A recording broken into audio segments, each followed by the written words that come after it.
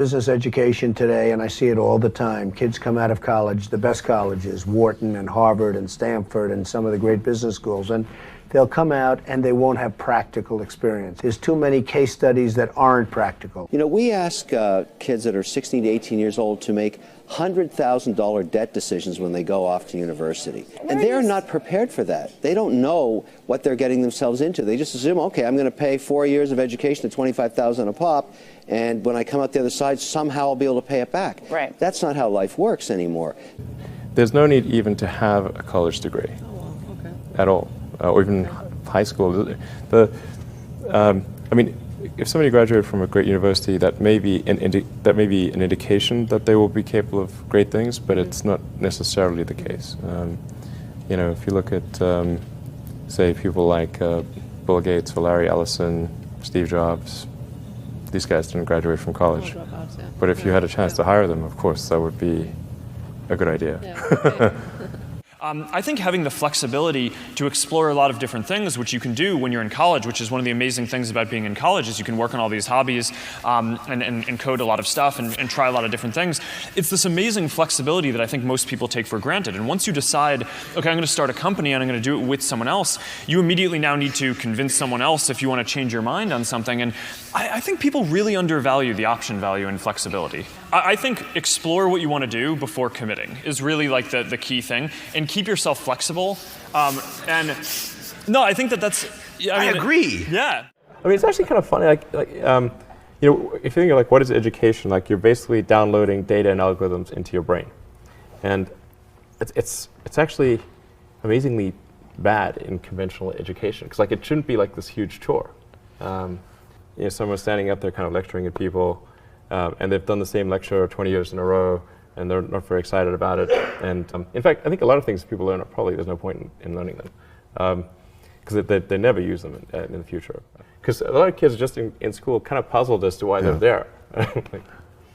The people who are doing the work that we care about are figuring out what to do next, not following the person who told them what to do next. And the problem with most colleges is they are high school, but with more binge drinking. The entire purpose of a good university is to give you a foundation to fail, not a foundation to get an A. And if you graduate from college with straight A's, you have to do some serious soul searching as to why you chose to spend your time doing that. The A students work for the B students,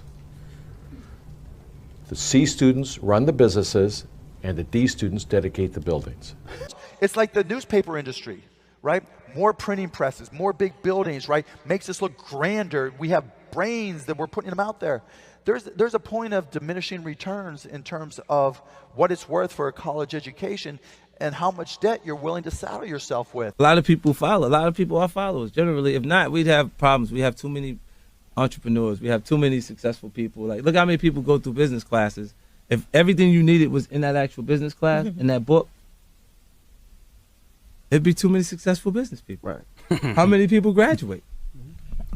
Matter of fact, the professor wouldn't have the time to sit there and teach you. That knows this book damn near verbatim, page by page, he knows it, right? Because he'd be an entrepreneur. Yeah, he's too busy. I'm doing way too much right now because I got the palm trees and we selling so much of the stuff that I'm doing that I ain't quite got time to teach no mother class right now because I'm winning. And so when you walk into a boardroom with a bunch of guys in suits who all went to college, you're fine.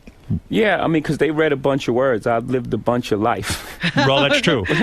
Their law degree doesn't intimidate you, in other words. It kind of evens us out, whether they know it or not. Where do you think you get that self-esteem from? Seriously. I mean, most guys... My mom, first and foremost, but then just living life, like, you know, being in real situations and happen to be a person of high integrity and honesty and, you know... You never embarrassed yourself? No, of course not. You never walked in and said, "Oh, everybody thinks I'm ignorant here. I'm stupid." I don't feel ignorant. Right. You know, I don't. Right. I felt like I came up in a situation, or a time, you know, where I wasn't afforded certain opportunities, and if afforded opportunities, I could be Oprah. I could be Bill Gates. I could be Warren Buffett. In my experience in business, there is very little difference, if any, between a very high-priced business education and what's available for a lot less money. I went to the University of Nebraska at Lincoln my last year in college. I went to Wharton for a couple of years before that. I learned just as much at the University of Nebraska as I did at Wharton. You need to be prodded in the right direction, but an awful lot of it is self-taught. It isn't necessary to pay $30,000 or $35,000 a year to go to some big-name school to get the education at all. I mean, if you're going to learn accounting, which is probably the most important course you'd take in business, if you're going to learn accounting, you can learn accounting absolutely as well, in my view, going to UNO as going to Harvard. I mean, I see. I'd bet on that, and so I wouldn't run up huge bills. And education is very good at training people to do the same things that we've done over and over again. And I think there's always a question what the nature of the educational good is. You can say it's an investment good where you're investing in the future. You can say it's a consumption good, like college is a 4-year party. I think most of the parents and students think of it actually as an insurance policy where you're buying this really ever more expensive insurance so that the students don't fall through the really big cracks in our society, and we should be asking some big questions why the insurance costs are going up and up like that. And if you were the president of Harvard or Stanford, if you wanted to get a lynch mob of students, alumni, faculty to come after you and try to lynch you, what you should say is something like this. We live in this much larger, more global world. We offer a great education to everybody, and so we're going to double or triple our enrollment over the next 15 to 20 years. And people they'd all be furious because the value of the degrees comes from this massive exclusion, and what you're really running is something like a Studio 54 nightclub. I hated school. I really hated school. I hated school, generally, right? Because it was this instruction following thing. Now, I bet you it's probably also because I wasn't good at it. And some people, like I've got a great conceptual memory and a terrible rote memory.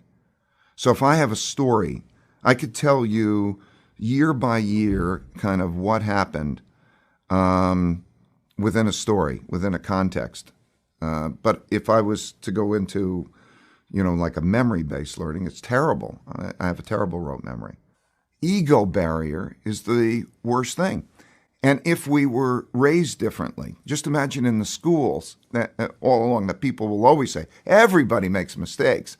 Everybody has weaknesses. The key is really to understand what your mistakes and weaknesses are so that you can learn from them, right? I think punishment is a terrible concept. Punishment means that you made a mistake and you're being punished. I think instead of punishment, every time somebody makes a mistake, you should say the only thing that you need to do to get out of your punishment is first think, what kind of mistake was that? So if I'm in a situation that's like that again, how would I deal with it differently, not to make that mistake? So that learning should come from the mistake, not punishment, because you're teaching people not to make mistakes. Where's where the learning comes from, not the appreciation that if you keep doing this over and over again, you're going to keep encountering the same outcomes. It's an extremely corrupt system we have at this point. We have an education bubble. In the U.S., we have $1 trillion of student debt. To a first approximation, this has gone to pay for $1 trillion worth of lies about the value of the education people have received. It's not at all obvious yet, though, what's going to replace this or how it's going to change. I'm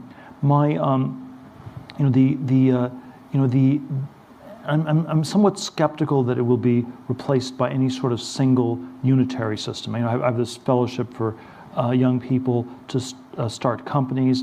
It's not, my claim is not that everybody should do this. I don't think everyone should become an entrepreneur. And I think there is no one size fits all. So I think the future will be much more heterogeneous, much more diverse in terms of what people do. What's really anomalous is the sort of unitary tracking where you have to go to an elite college, you go to Yale or you go to jail. There's nothing else you can do, And so I think the universities are perhaps in perhaps in the same place as the Catholic Church was in 1514, if we go back 500 years, where you had sort of this monolithic way, this universal way of body of knowledge of teaching things. The difference between the Yale and the Harvard political science faculties are probably no greater than the differences between the Dominicans and the Franciscans. So we have all kinds of small debates within this context. We have a system of indulgences that's costing more and more to support this priestly or professorial class of people. We are told that it's the only way to salvation. You must get a diploma to be saved. If you do not get a diploma, then you will go to hell. And I think the message that I have that's like the 16th century reformers, that's a somewhat troubling message, is that you have to work out your salvation on your own. You have to save yourself, and that's I believe that is the truth, but it's a somewhat uncomfortable one.